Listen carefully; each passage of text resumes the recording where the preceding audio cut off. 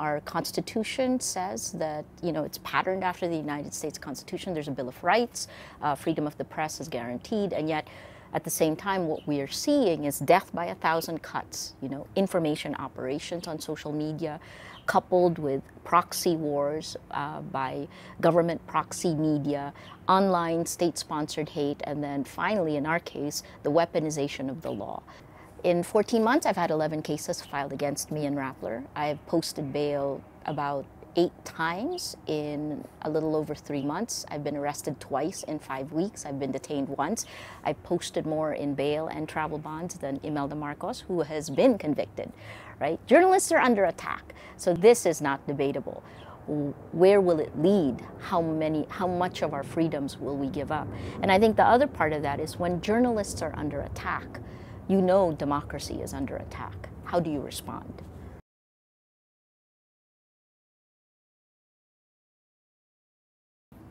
You hold the line. That's our hashtag, hold the line. We are neither for nor against government. We do our job. The mission of journalism is more important today than it is at any other time. And yet, journalists and news groups are under attack in an unprecedented manner.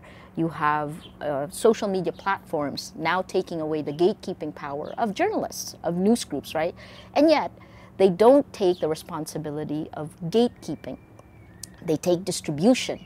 They distribute the news. They're the world's largest distributor of news. But the gatekeeping part, keeping lies out of the public space, that is something that they've neglected. And so what we're seeing in every country around the world is as populations shift to social media, which becomes the main distributor of news, lies are spreading faster than facts. And that is part of the reason, starting November 2017, you see Freedom House saying then that 27 countries around the world, you have cheap armies on social media pushing back democracy. A year later, Oxford Computational Propaganda Research Project says that's double the number. The Philippines is ground zero. The Philippines, according to, this is We Are Social, Hootsuite, as of January 2019, Filipinos spend the most time on the internet and spend the most time on social media globally. 97% of Filipinos on the internet are on Facebook. Facebook is our internet. And so when that public sphere is poisoned, think about it like a virus. Viruses have been injected into our body politic. It's diseased and dying. You can't, if you don't know what the facts are, right, then you can't have truth. Without truth, you don't have trust. So what we're seeing is, we called it patriotic trolling, online state-sponsored hate that is meant to pound you to silence or to make others attack you, inciting hate, right? And you know that when you incite hate online, it's only a matter of time before online violence becomes real-world violence. This kind of exponential attacks online have translated to shifts in demographics in the Philippines.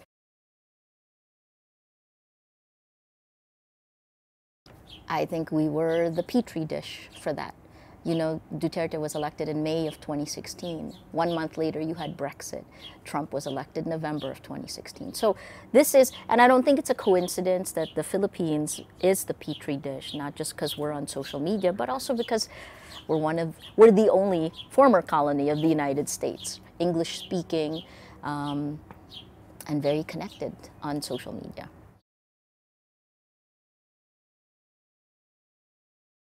It's not censorship. I think it's controlling it, right? Behavior modification is what you're seeing now.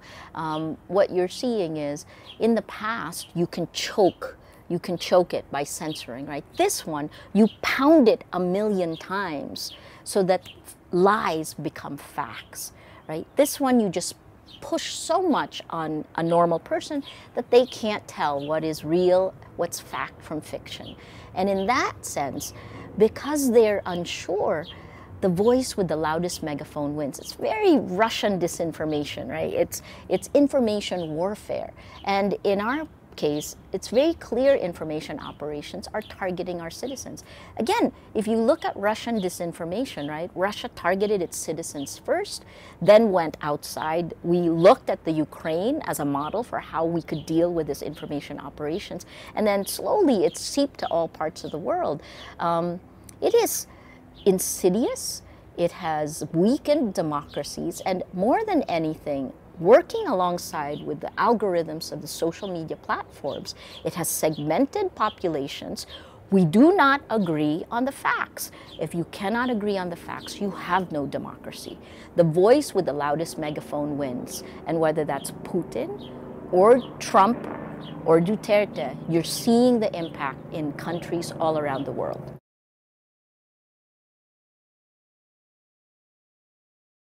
In Rappler, we fought impunity on two fronts.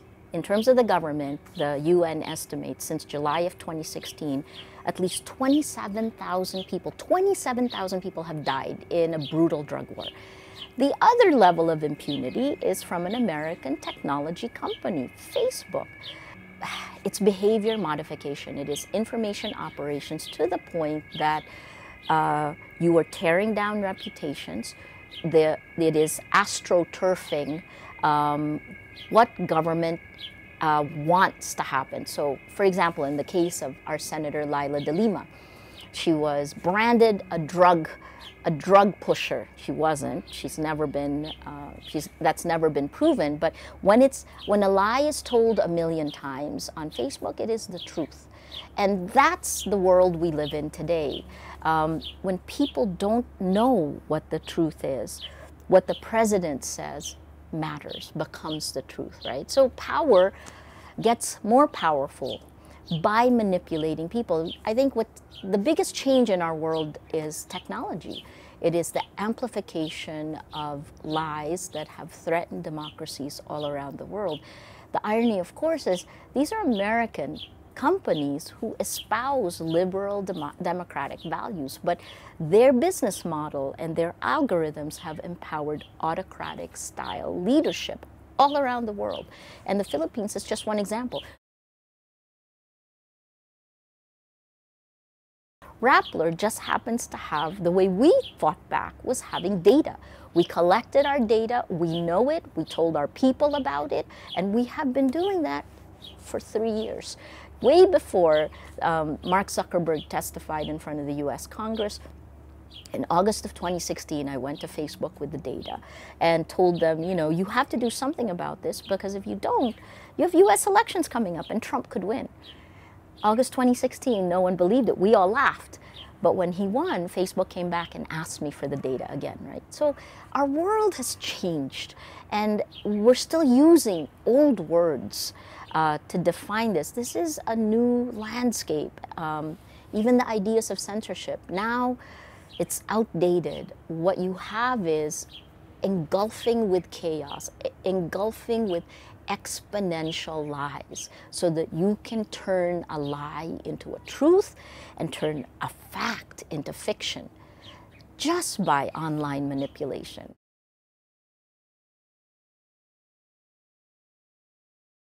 Well, it all went wrong when news, facts, the gatekeeper to facts, when that was pushed in and was the distribution of news went to the platforms without the responsibility of it. So this is the battle of our generation, the battle for truth, because now more than ever, journalists around the world are facing an existential dilemma on two fronts from technology. One front is the exponential attacks that these social media platforms bring, not just to news groups, but to individual journalists and to women in particular, right? The other one is the business. Advertising as a business model is dead. It's crumbling right now. Why? Because lion's share of all new digital ad spend is going to the same social media platforms that are enabling the decay of our democracy, right? It's not even decay, that are enabling the destruction of our democracy as we know it.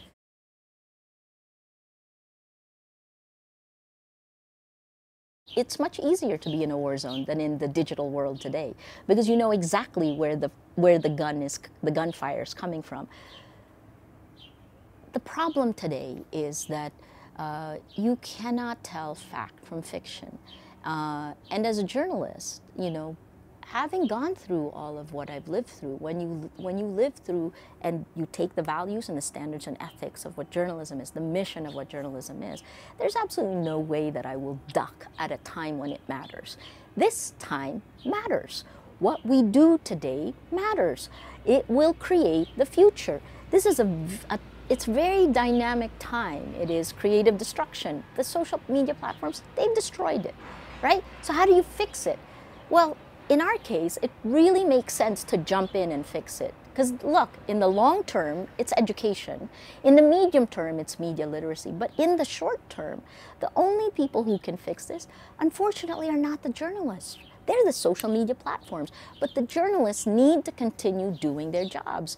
For me, it's a simple thing. You have to turn off the poison before you can actually begin to recover, right? So if you think about it as a sick body politic, right? It's full of virus.